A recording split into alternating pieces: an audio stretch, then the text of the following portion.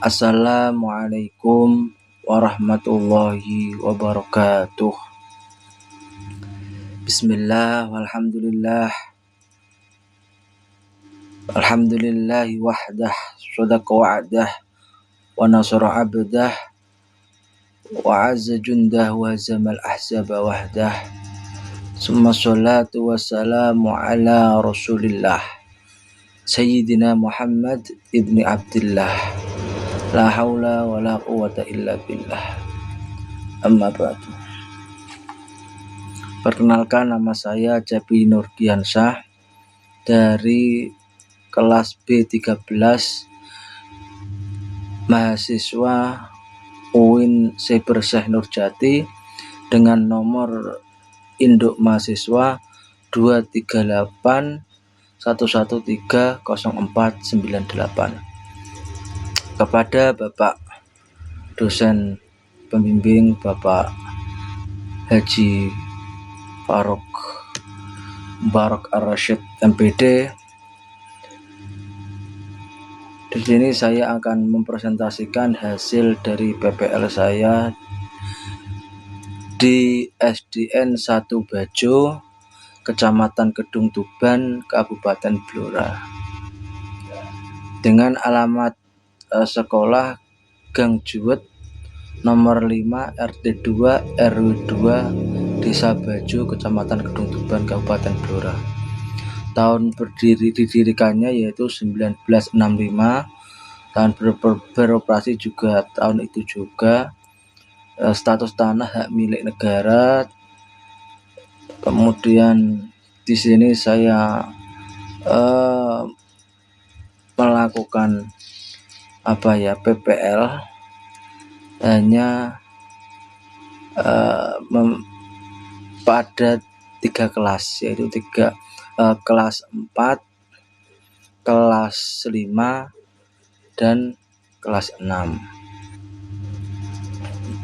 Dan kelas 4 jumlah siswa 15 anak, kelas 5 29 anak, dan kelas 6 20 anak dengan total 75 anak.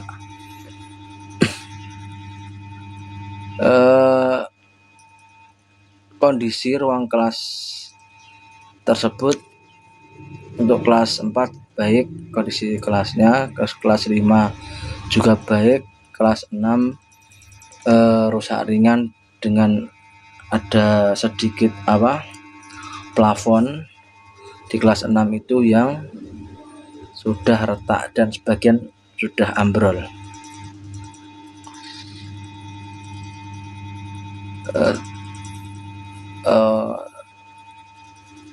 Kemudian ini masih tentang profil sekolah, ya.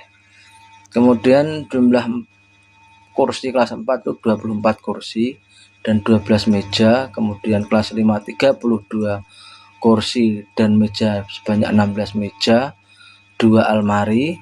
Kelas 6 52 meja, 52 kursi, 26 meja, dan 2 almari. Karena ini di dalam kelas tersebut itu meja dan kursi yang tidak terpakai atau tidak diduduki oleh siswa saya hitung. Kemudian dalam saya melakukan PPL tersebut yaitu kegiatan berlangsung pada hari Senin sampai Kamis, untuk waktunya jam 7 sampai jam 12. Perencanaan kegiatan PPL, tahapannya itu sebagai yang pertama adalah studi kepustakaan dan observasi awal, yaitu membaca literasi tentang pelajaran PAI, kurikulum dan metode pembelajaran inovatif.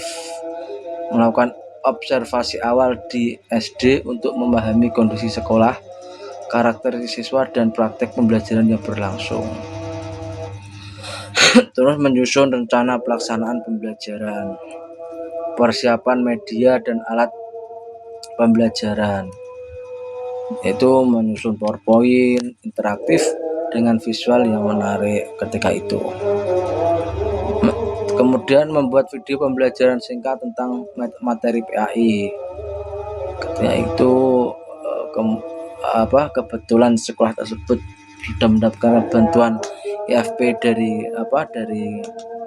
pemerintah, jadi langsung ditampilkan di situ. Yang keempat adalah koordinasi dengan guru pembimbing.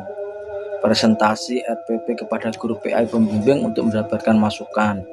Terus saya diskusi tentang strategi pembelajaran sesuai dengan karakteristik siswa di SD tersebut. Terus kemudian menentukan jadwal mengajar dan observasi bersama guru pembimbing. Dalam hal ini guru pamong guru pamongnya itu Bapak Arif Ramadan SPD. Terus setelah tahap-tahap itu terselesaikan, kemudian pelaksanaan kegiatan PPL. Pelaksanaan kegiatan PPL itu meliputi yang pertama saya adalah observasi pembelajaran PAI, mengamati langsung praktek pembelajaran PAI yang dilakukan oleh guru pembimbing. Yang aspek yang diamati metode pembelajaran yang digunakan seperti ceramah, diskusi, dan role play.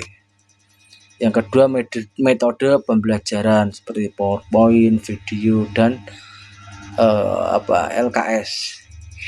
Meskipun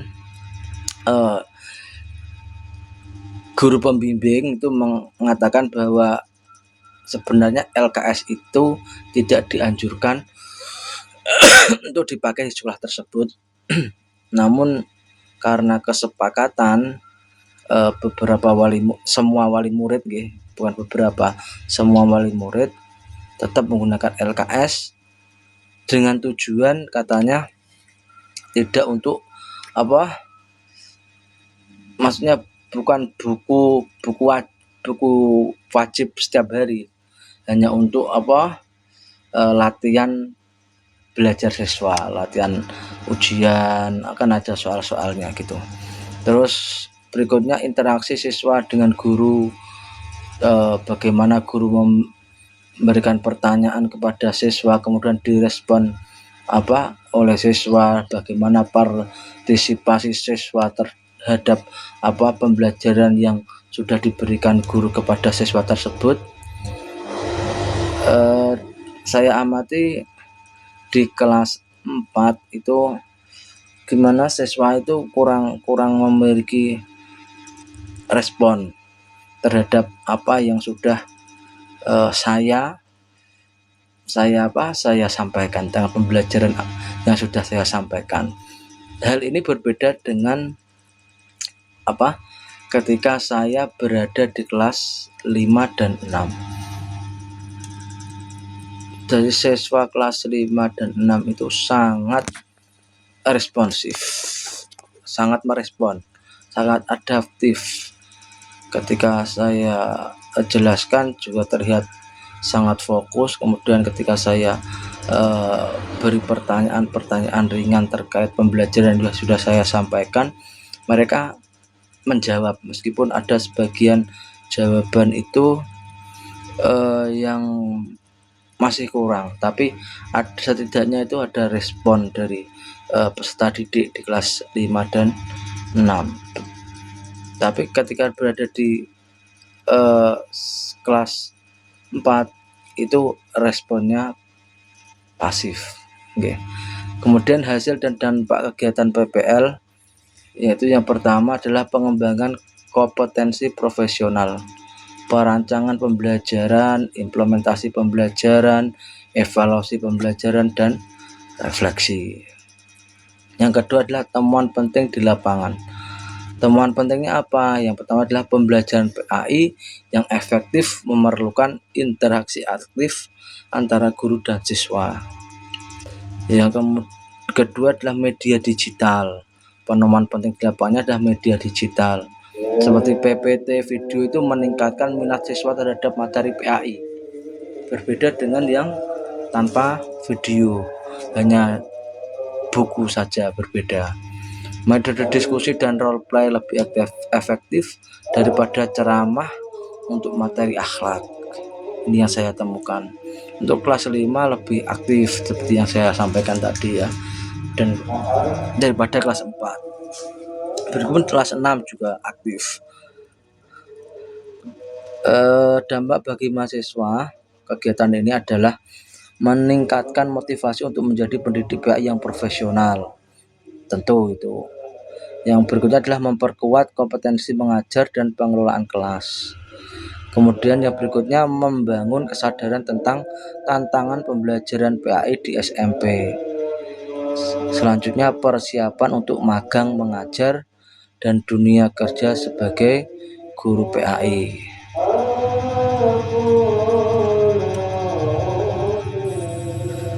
Saya kira itu yang bisa saya sampaikan dari PPL saya kemarin ya.